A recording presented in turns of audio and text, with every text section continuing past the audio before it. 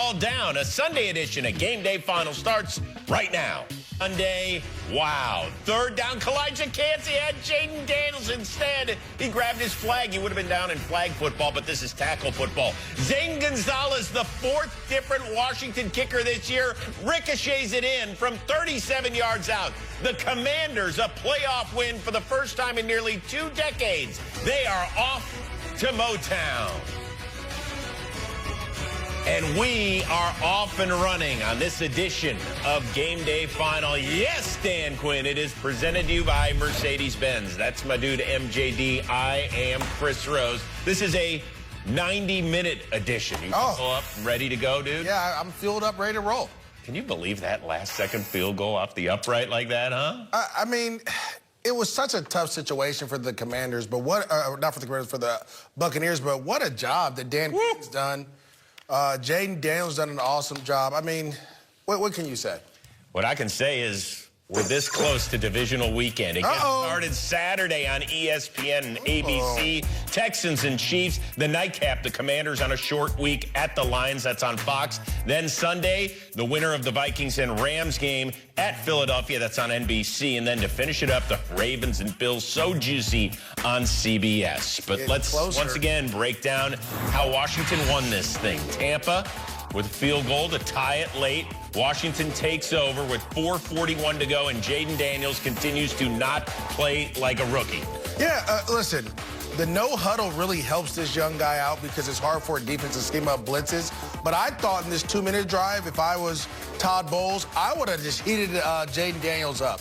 They said, look, we got to get him off. They didn't. They chose to play coverage.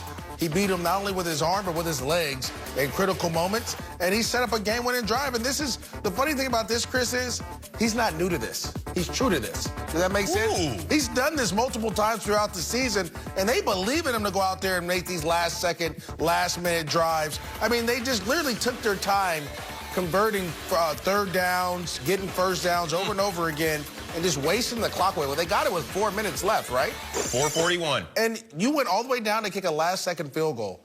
That's great clock management. That's the way to kind of force the defense's hand a little bit towards the end. And, I mean, all you can say is kudos to the Commanders because they earned this victory. Once again, here's the field goal. Yeah, I thought he Thank you very much. I thought he missed it when it hit. Didn't you? Oh, I thought it was coming back. I mean, how often do they just go the other way or kick right? To go in between the pipes on this one for a team that has struggled to find a field goal kicker this year. And when they found one, they always get injured. And this is crazy. Yeah. This is how they win their first playoff game in 19 seasons. Yeah, Zane Gonzalez, the whole, what is that, the DMV, you won't have to buy a beer forever in that situation. It's been so long. You said it's 2 decades? Almost. Yeah, Zane Gonzalez, you're good. You probably gonna get a house, too, and all that out of there. Woo. I would. And good for that guy, Terry McLaurin, who keeps putting on 1,000-yard seasons with different quarterbacks. Good news is, Terry, you're keeping this quarterback for quite a while. I feel sorry for Mike Evans, though, and Baker Mayfield. They had a great year. They did an awesome job. It just fell short for them in that situation. They're going to be kicking themselves, I think, with 2 different things, right? They get the stop, Zach Ertz. There might have been a holding penalty on Levante David in the end zone. But, you know, once again, that didn't get called. They went out. They fumbled then deep in their own territory. Washington took the lead. Then the Bucs, they drive all the way down the field, and on a critical 3rd and less than a yard. Yeah, inches. Yeah, they end up screwing up the snap, and they had to settle for a field goal there. But we'll continue to break all that down. In the meantime, Bobby Wagner, his first year in D.C., is off to the divisional round. We are off to Tampa with Sarah Walsh. Bobby, you had the fumble recovery that really changed the momentum of this game. What did it do for this team? We just needed a play. I think they got a big 4th down. They had a lot of momentum going their way, and so, you know, we saw a ball on the ground, had to go get it. What has it been like watching your rookie quarterback navigate this season and now take you a step further into this postseason? It's been amazing, you know, watching his growth, seeing all the work he put in the offseason, to see it kind of come to fruition right now. It's been good. It's been a blessing. We have heard all year long about the resilience of this team, how special this team is, especially in the 4th quarter, and you did it again coming from behind. What is it about this group that you're never counted out? We just have a strong bond. We have a brotherhood that's been tested throughout the season and continue to be testing and passing the test. And so we don't want to put ourselves in this position, but we know if we are, we're capable of coming out on top. There's a lot of fans that travel that are still waiting around for you guys. Enjoy this one. I know. Appreciate you. Thank you.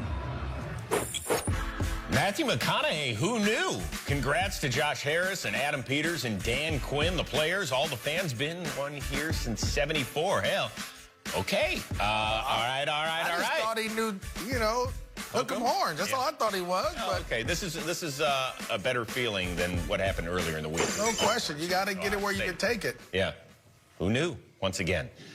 So I talked a little bit about what happened to Baker Mayfield and the offense, the last two drives. So once again, to set the scene, Washington drives all the way down the field. On 4th down, they try for Zach Ertz. There's no penalty called in the end zone, and the broadcast said, yes, in fact, there should have been some sort of holding or PI. So the Bucs have the ball deep in their own territory, and then they got a little cute here, and Baker, who's tied for the lead most fumbles in the NFL, coughs it up. Well, listen, that's part of who they are, right? This offense, they run the fly sweep. He mishandled it. He didn't get it going. But this is the problem with the Bucs offense. In critical moments, they didn't execute, right? People say, well, Maurice, how is that a critical moment? You're backed up. You're inside your own 20 at that point. You can't fumble the football. You can't turn the football over there. You have to try to get 2 to 3 first downs to be able to punt to flip field position at worst is what you want to do. But they're, again, trying to make a play, something they've executed over 1,000 times from May until now, and you just fumble the ball. Critical moments, the Buccaneers didn't show up. The last thing that really got to me, Chris, was we didn't really see Mike Evans a lot in this second half. We didn't see him. He got the big first down early on that drive before they fumbled. Drew a big penalty. Yeah, but then that was kind of it. Like it wasn't a Mike Evans. The way he led them down on that drive before half, I was like, oh yeah, it's about to be a Mike Evans second half. We're going to see him go and take over. He'll get about 150 and 2 touchdowns today. But the Commanders did a great job of really going from man-to-man to throwing some zone at Baker Mayfield and the Buccaneers and kind of getting him off his spot a little bit.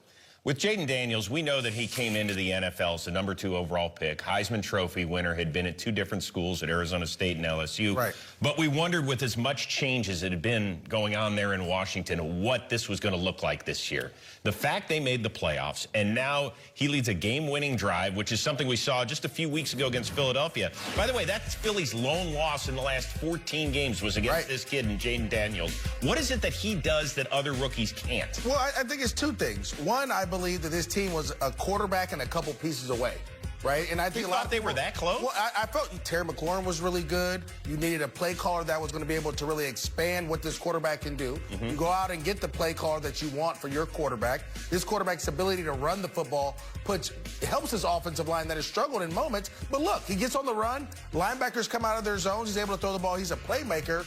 But at the end of the day, they've always been a solid. They had a good front defensively. They've drafted a bunch of first-rounders in the secondary. You add Bobby Wagner, you bring in Austin Eckler, and all of a sudden, you got you a team. Zach Ertz has showed up in big moments for him.